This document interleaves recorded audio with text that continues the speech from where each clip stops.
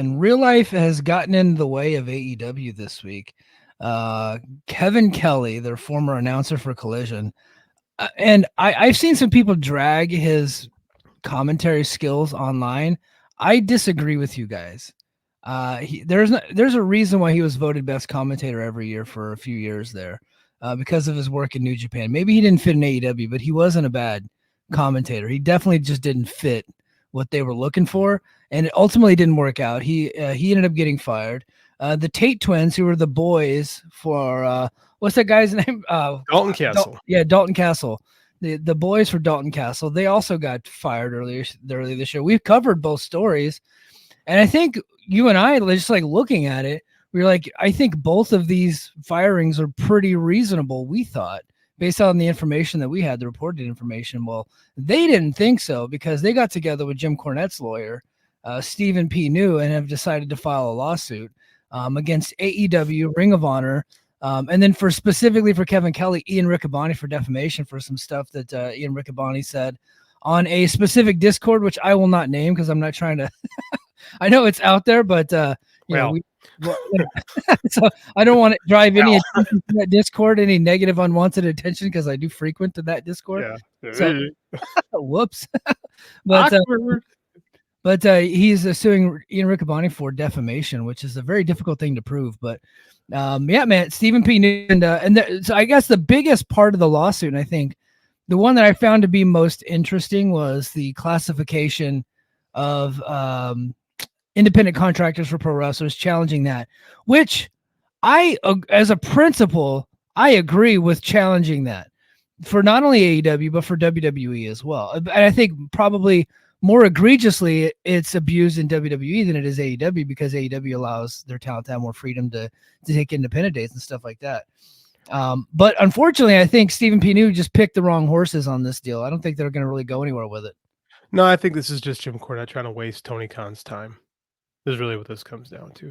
Like, how does the Tate twins getting fired violate any terms of independent contractorship? I just don't see that. It seems like this really seems like a dartboard to me. And here's the reality: is companies get sued all the time. Like, now Ian Riccaboni, that might be something there. I don't know. Like, there might. I'm not a lawyer by any stretch of the imagination, but I mean, like, it just seemed like you can get fired for any time if you don't work in, like, if you don't fit into a corporate culture. Like, wrongful termination is something very hard to, like, you have to prove like a malicious intent, I believe, to make that work. And like, Tate twins weren't showing up for work. Like, and they admitted as much. Now they dispute the reasons behind it. Because and look, again, we covered it, and I'm not going to go into all the intricate details of the suit itself, because JD, you guys are going to find this hard to believe, but JD and I are stupid when it comes to the law. Like, we are not legal experts. If I had my wherewithal and I wasn't so busy at work, I would have contacted BJ Bethel, and so he can explain it to us. But if you guys want to get like an explanation and a deep dive into that, I think Brandon Thurston, I think he did a good job. I listened to his podcast. He's smart. With John Pollock. But we were looking at it at the time, and so did Jim Cornette. And this is the thing that really baffles me: is Stephen P. New is a sponsor of Jim Cornette's show. He's his lawyer. He's been affiliated with him. He's taken up all his arguments. Well, when the Tate twins got fired, Jim Cornette talked about it on his show. I listened to the YouTube clip whenever it came out because I was curious what he would say about it. And sure enough, he was shitting on the Tate twins for being unwilling to go 3 hours to an airport to make the town, right? Because they're lower and bottom of the card guys. He had Tony Khan's side on that deal. And for Stephen P. New to take that part of the case up, I think is telling, to be honest with you. But I'm not, obviously I don't want to get myself into a defamation thing, but it kind of looks like maybe these guys are hoping for a settlement. Well, whether or not they get it, I have no idea. I don't know if they got a leg to stand on or not. Isn't Stephen, not, maybe I'm wrong with this, but I thought, and I could be wrong, and I firmly, if I'm wrong, I'll take it, but I thought he was a personal injury attorney. I thought that was his big thing.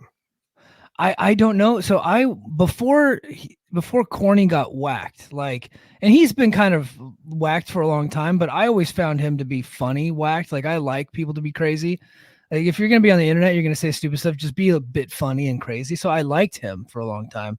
I think he got way too out there, and you could tell that there was an agenda there with it, with what he was doing. It was just about, like, every episode became about taking down AEW and taking down Dave Meltzer. The same game plan that we're seeing from Eric Bischoff. Corny was ahead of the game on that deal. Mm-hmm. And so that's why I kind of had to disconnect myself. Now, when someone dies, I think Corny is a good resource to talk about it from his era. I think he would be a good guy to listen to, but anything he's talking about modern wise, I don't really care.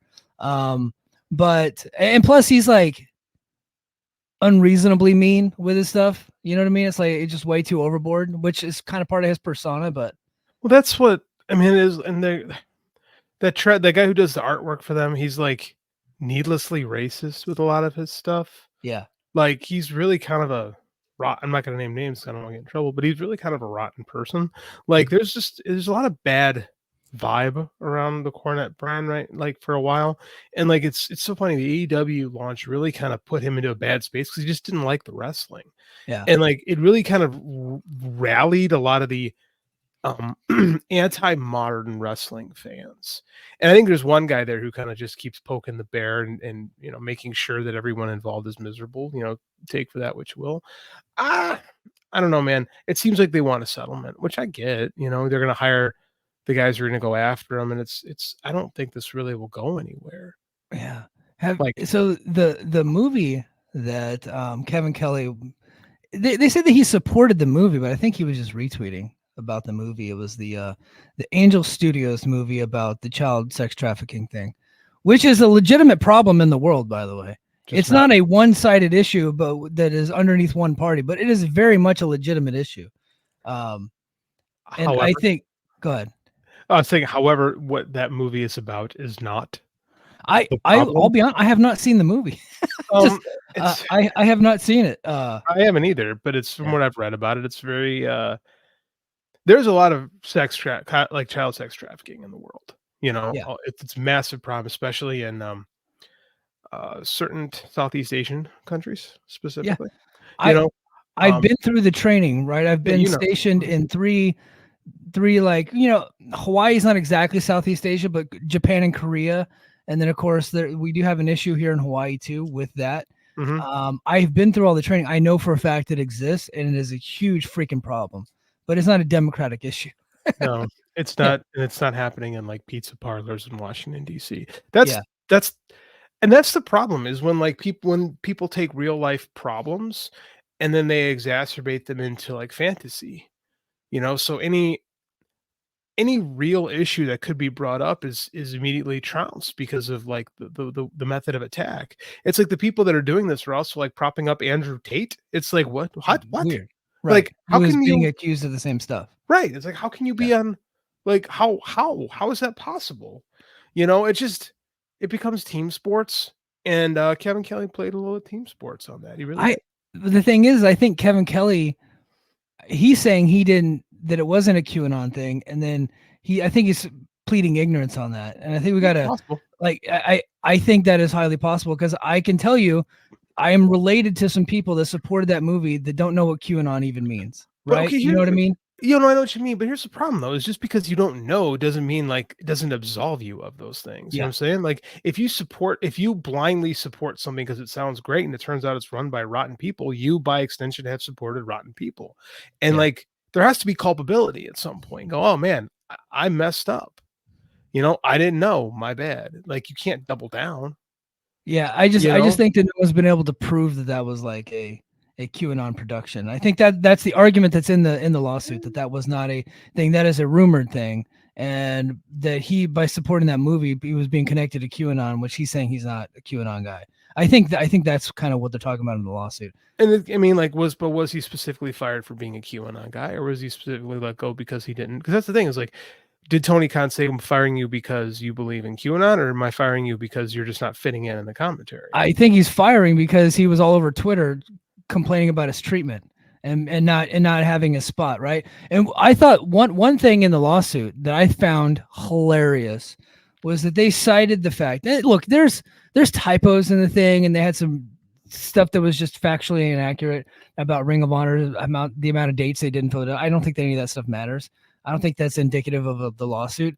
What I found hilarious was that they cited the fact that Sting's final match in Greensboro was happening, and no one called Kevin Kelly to commentate on it. Like, he cited that, like that's cited in the lawsuit. That is wild. He absolutely, well, from what we're here, like from what people are saying, we don't know anything. We don't have any insight. We're just like reading the reports and all that stuff. He was fired over behavioral issues with what he was saying on Twitter, and I think King in the North said I think he was fired because of that voicemail he left. What he said is unknown. Yeah, he had a really bad conversation with somebody from talent relations, and that didn't go very well. Next thing you know, he's fired. That's why this stuff's not going to last. Like, in a corporate environment, you can't leave not nasty messages. Now, again, is he going to sue? Yeah, my humble idiot opinion. I'll be first to admit that I'm a moron. I think they're probably just looking for some settlement money. Yeah. You know? And look, those things can be successful, right? Like that can be a successful strategy.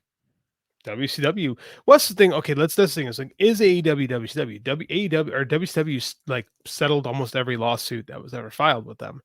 Will Tony Khan, as a privately owned company, settle every lawsuit that comes their way? There haven't been many that have been reported. I don't know of any that have been reported. There have to be a couple. Like, they're a 5-year-old company. Someone has to have sued them at something for some point, right? Yeah. Law of averages. Yeah. Here's the problem. Here's the dilemma that he's going to face.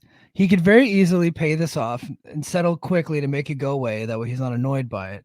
But if he does, he could open himself up to more lawsuits that are similar, right?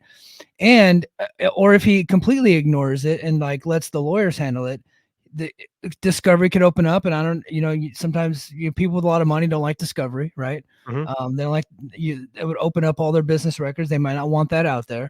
Not that they're hiding things, but look, these billionaires don't like that stuff, right? And they also could open themselves up to this getting a lot bigger and becoming more of a class action lawsuit where more people get jump in on it, and some other folks that maybe have gotten fired. So I think what they're suing for is the rest of their contract, what they would be owed if they were to fulfill their contract, because their contracts were terminated early, and so that's what they're asking for, is what it looks like. We'll see. I mean, like, I'm super curious to see what kind of lawyers Tony has on here.